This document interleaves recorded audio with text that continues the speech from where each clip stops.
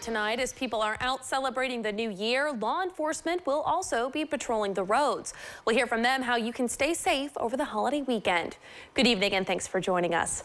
Over this weekend, there will be a lot of people coming together to watch a game or the New Year's ball drop. But law enforcement doesn't want you to drop the ball on getting a designated driver.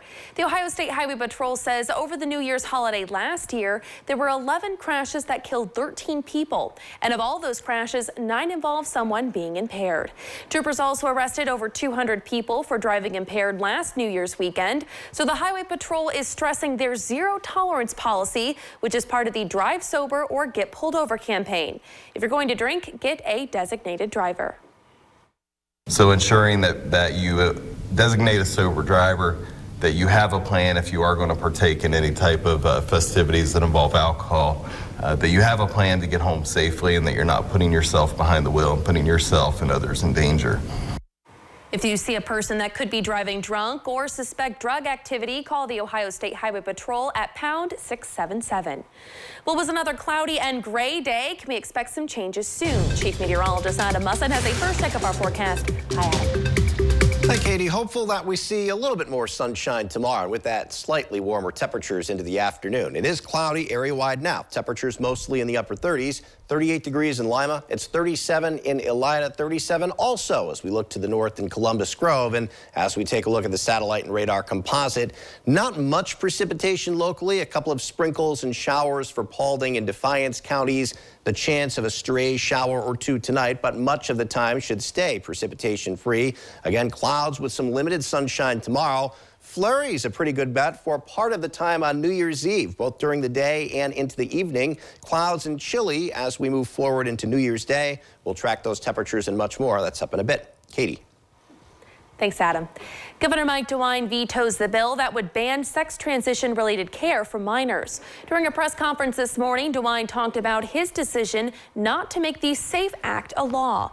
The Republicans in the Ohio House and Senate passed the legislation earlier this month, which would have prevented doctors from prescribing hormones, puberty blockers, or do gender reassignment surgery before the minor is 18 years old. DeWine says he talked to people on both sides of the issue and people from Ohio's children's hospitals before making his decision. Were I to sign House Bill 68, or were House Bill 68 to become law, Ohio would be saying that the state, that the government knows better what is medically best for a child than the two people who love that child the most, the parents. DeWine didn't say much about the part of the bill that would ban transgender girls from competing in girls' sports, but he did say he will work with the Ohio General Assembly to come up with a new bill that would include some of the SAFE Act that he does agree with.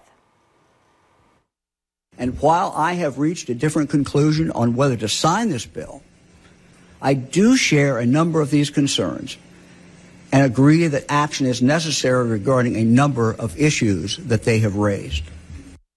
House Speaker Jason Stevens says the Republican caucus will talk when they return from holiday break about possibly overturning DeWine's veto.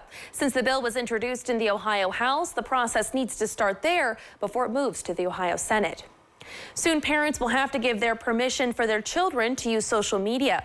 Ohio lawmakers passed the Parental Notification by Social Media Operators Act in the summer, and it takes effect on January 15th.